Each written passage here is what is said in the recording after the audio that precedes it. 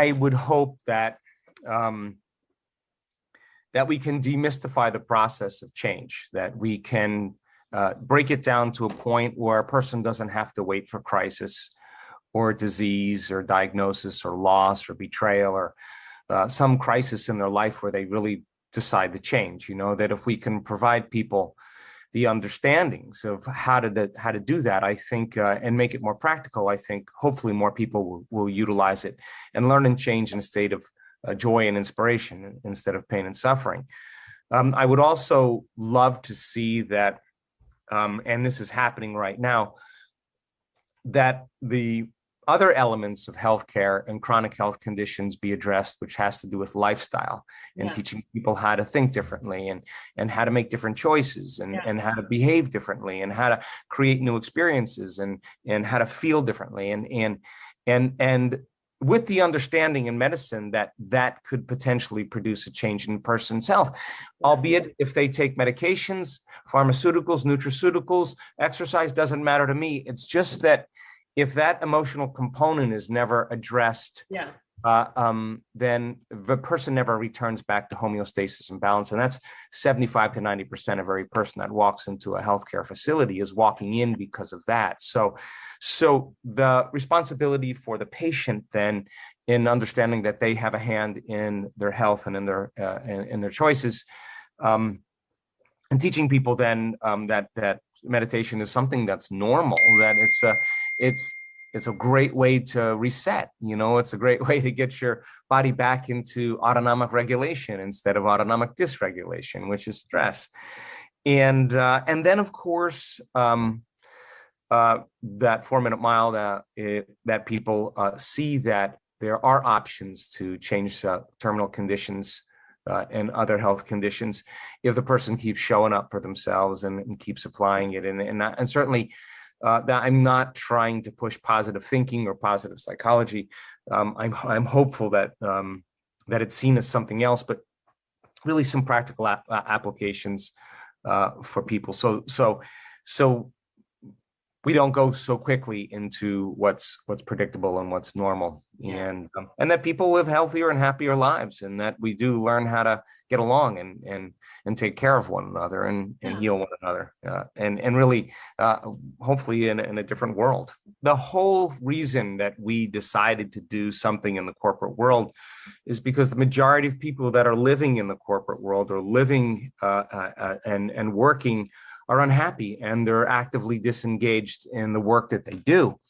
And companies and organizations are learning that a happy employee is a healthy employee. Everybody's talking to people how to be more innovative, be more creative, be more communicative, but nobody teaches anybody how to be anything.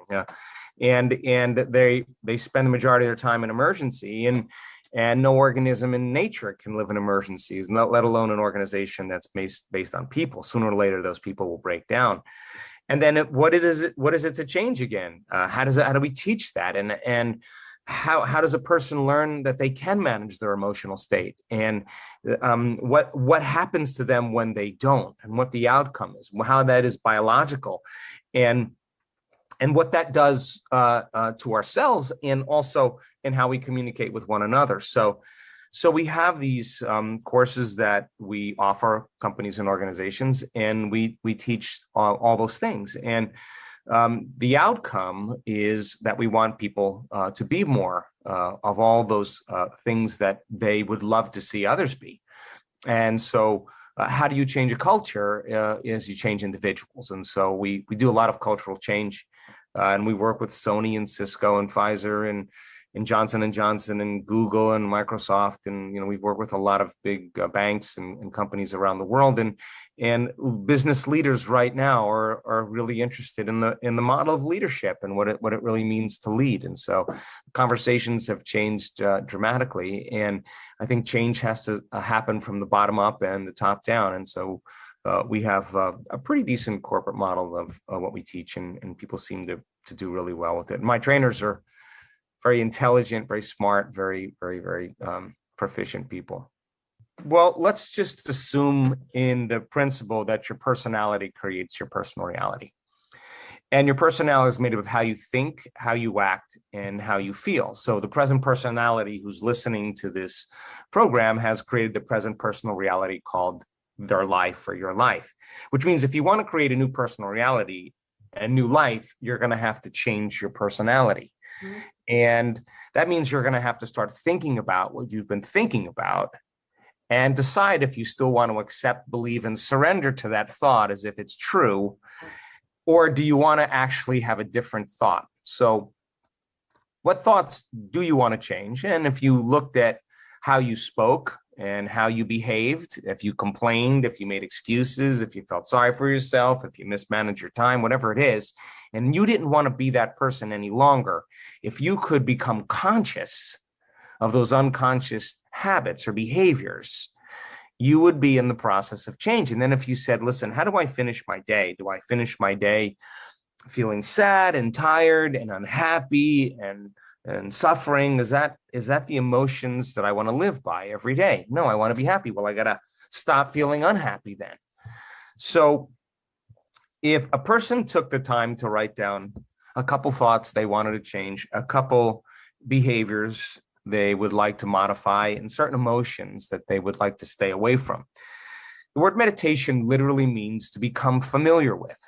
And those thoughts, behaviors, and emotions that have become attitudes or habits or emotional conditioning is just something that we've done so many times that it's automatic now. We're unconscious to them. So we have to become conscious of those unconscious states. And that is kind of breaking the habit of being the old self. So to know thyself is such an important element if you truly want to then make a change. And so then the next question would be, well, what thoughts do I want to fire and wire in my brain?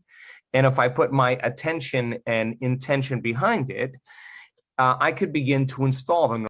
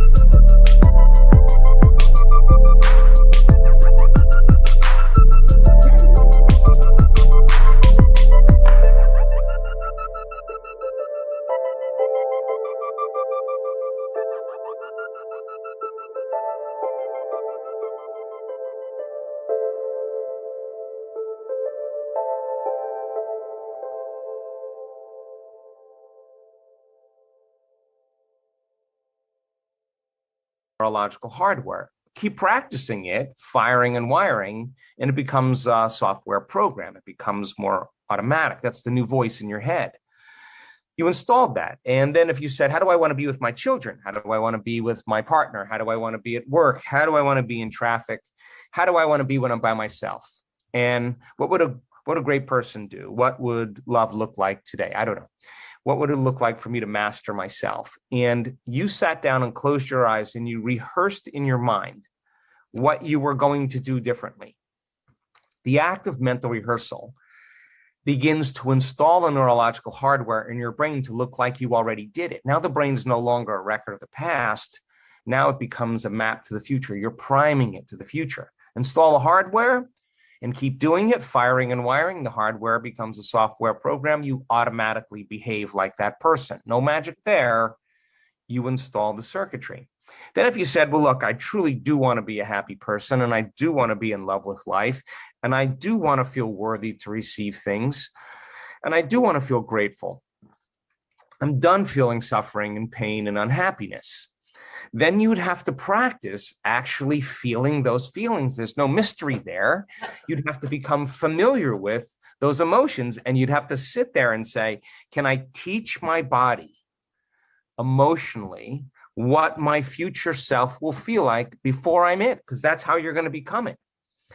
And if you keep trading those limited emotions for these other emotions, these new chemicals, it'll begin to become familiar to you, and you'll become familiar in thought, in act, and in feeling. And so if people took a little bit of time to be in the never-ending process of self-discovery, of how we did in our day in terms of evolution, we could demystify the process, and people would begin to see changes in their life as a result of it. And that's why we do it. I mean, we shouldn't do it for any other reason than if we truly change, our life should change. And I think most people try to create a new personal reality as the same personality. And many times it doesn't work. We literally have to become someone else. So I like to demystify that process of, unlearning and relearning, breaking the habit of the old self and reinventing a new self.